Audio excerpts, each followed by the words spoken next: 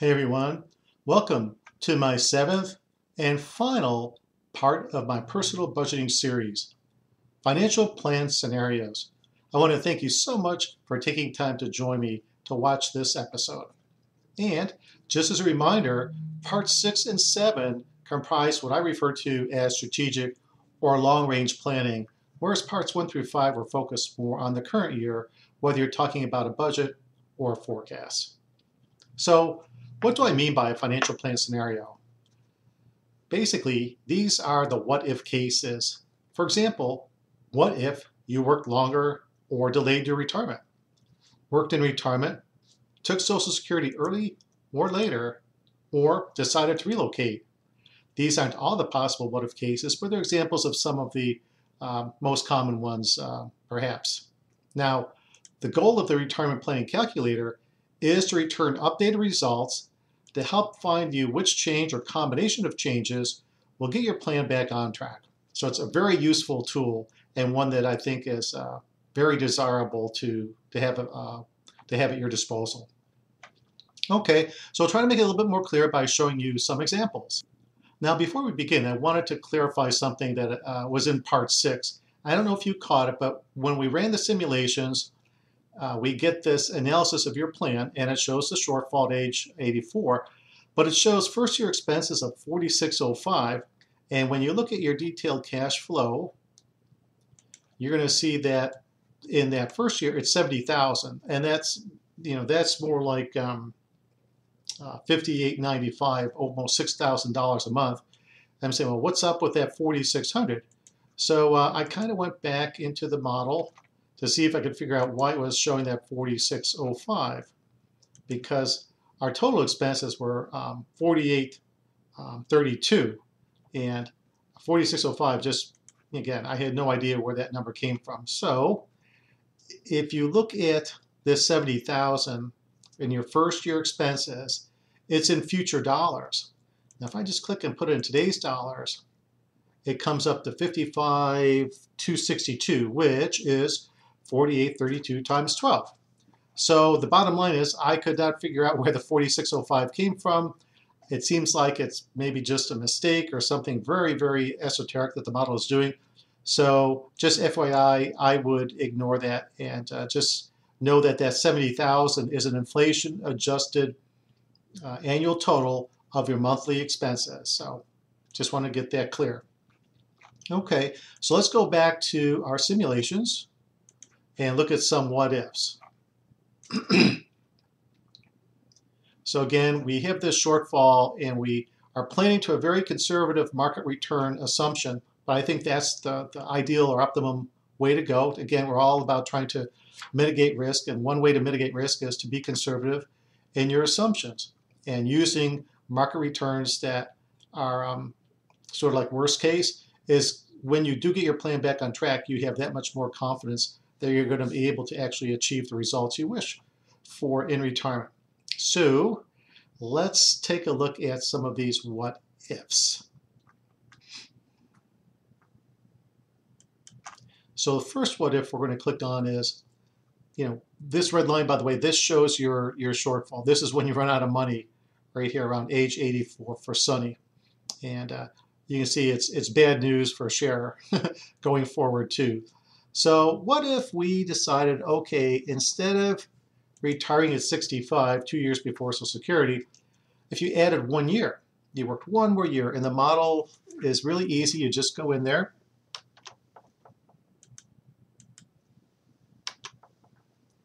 and you can preview your changes, and voila. Oh my gosh, now the shortfall occurs when Sunny is 91, and again, this is kind of worst case planning, so you may just very well say, I think I'm happy to just work one more year, and maybe the market will return. There's a 75% chance that the market returns will be better, so that may be it. Just work one more year. You can say, well, what if I work 2 more years?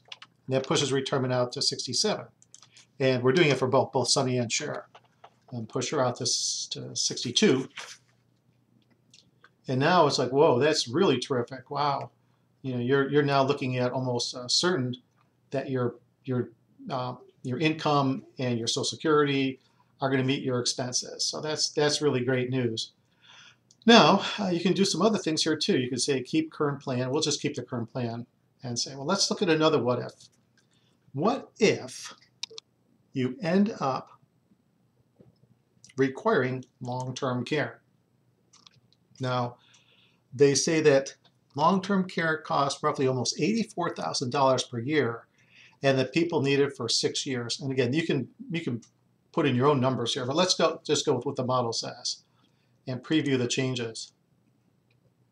Well, that's pretty bad right there, because you run out of money at the same age, but it's basically catastrophic because you can see the difference. Here you got a chance to figure out how to catch up.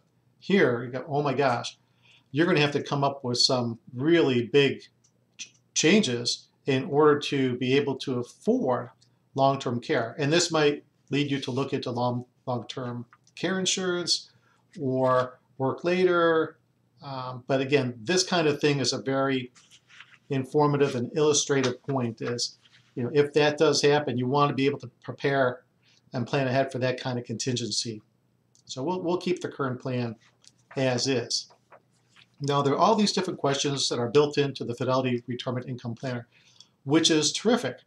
Now, a couple things that you should know is that if you say, well, I want to relocate, well, the way you would have to do that is to go in and change your retirement living expenses. And you would go in here and basically go back to your budget worksheet, and you might say, well, I'm going to sell my house in the same year that I retire, which is 2025, so I won't have a mortgage. Maybe you'll have some additional equity that comes out of it. You just have to go in and vary the impact of relocating. And there's no really built-in scenario to the retirement income planner, and it requires that you end up having to manage it, manipulate it manually. And the same thing is true for Social Security, where you'd say, maybe I want to delay my Social Security. Go all the way back to the beginning. So I'm going to do something kind of a shortcut here. Back out of the plan, and I'll come back in just a second. Okay, so here we are on the income page, and let's say you wanted to collect Social Security at 70. So you go back in here and you'd put that in, and you'd have to go to Social Security and redo your benefit estimate. Let's say you've done that, and that's going to increase your benefit by 30%, and that's quite a hefty gain. And let's say that's roughly $500. So let's put that in at $1,900, just as an example. And the same thing for your wife. And your Social Security strategy may be different, but this is where you have to actually go in and kind of manually make these adjustments. But this is just for a quick analysis and quick example or demonstration of how you would use the model to run other scenarios that aren't baked into the retirement income planner itself. So we'll do a save and continue, and get to the page where we can run the simulations. And you can see it's a bit kludgy, not kludgy, but a little cumbersome is a better word to use it. And so what we've done here is our shortfall now is at 88 instead of at 84. So that shows you the effect of delaying your Social Security benefits. And in this case, we haven't done the work an additional year as well. So you can say, okay, now I want to work one more year. And this example, if you say one more year, it actually precedes it for you. Increase it from 65 to 66 and 60 to 61.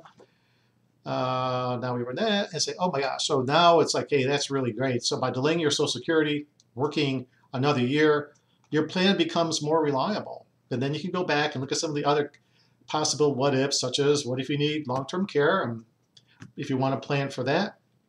There are many different ways that you can plan around that, but the tool may or may not help you. It does help when it comes to long-term health insurance.